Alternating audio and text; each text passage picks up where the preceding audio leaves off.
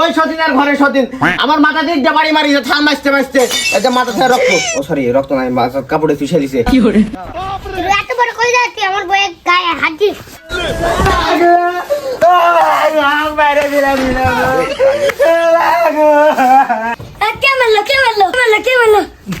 তোমার কি আছে ধরেছে এই গর্তনে বালিশ আন দেবো গোলামের ঘরে গোলাম তোর ভাই আমাকে বাড়িতে মেয়ের কাপড় ছেড়ে ফেল দিছে ওই সতীনের ঘরে সতীন আমার স্বামী তো কখন বাড়িতে মারে তোর কাপড় ছিড়লো তুমি যদি থালি গিট বাঁধ পারো তাহলে আমি বাজ বাঁধ পারি না এত বড় কই যাচ্ছি আমার বইয়ের গায়ে হাত দিস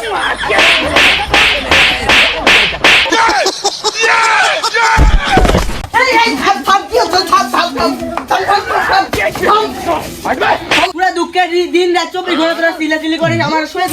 তেলে শাড়ি দেখে তোরা বিচার করবো। এই খায়রুল কিসের সালিশ দেখলে আমি শুনলো যে দুই ভাই বউলে আমার আমার লাগিছে তা আমি তো এটি কোনো ভাতার দেখতেছি না খালি দুটো বউ দেখতেছি আর দুটো সোয়াল চলে আইছে হ্যাঁ মাথা বরাবর দেখতেছি হাতে করে ফিডারলে আসেনি দুই সোয়াল কান্দি লাগলে দুধ খাওয়াবে নাকি করে আর আমি চললে আমি আর ভাতার আমি আর ছয় না আমি আর ভাতার এই মাতাব্বর সাহেব এই দুটো বড় বড় গাছে এরা উঠে কি করে মনে হয় মই দে ওটি তাই হইতে পারে আমি মইসারে এই গাছে উঠতে পারি আমি নাপ দিয়ে এই গাছ উঠতে পারি সবই বুঝতে পারনো এখন তোর সমস্যা কি সেটা খুলে বল সে মাতা বর্ষা আপনি এগুলা কি বলেন সব দুধ খুলে বলি তাহলে দেখা যাবেন যে আরে উল্লেখ খোলার কথা বলিনি আচ্ছা খুললে অবশ্য ভালোই হলাম যাই হোক তোমরা ঘটনাটা খুলে বলো তো কি হচ্ছে তোমারে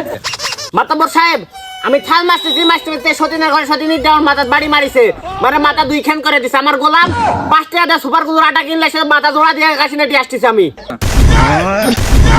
মাতাব্বর সাহেবের আমারটা শুনেন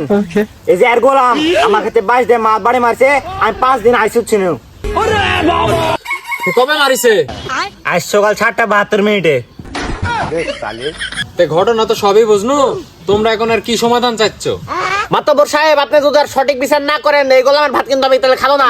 আমিও খাবো না কিন্তু মাতাব্বর সাহেব না খেলে তো ভালোই হয় আমরা দুইজন সিঙ্গেল আছি এই মাথা বাত্তি কি বললো এই পিচ্ছি বস বেশি কথা বললে কিন্তু বুড়ি নির্যাতনে কেস দিয়ে দিব হট ওটা নারী নির্যাতন হবে আপনার যখন এত ভাত খেতে সমস্যা আপনি আর ভাত খাবেন আমি আর ভাত খাবি না তো আপনি আমার হন আর আপনি মাথা পরে হন লেপলাই কি বললো बाप रे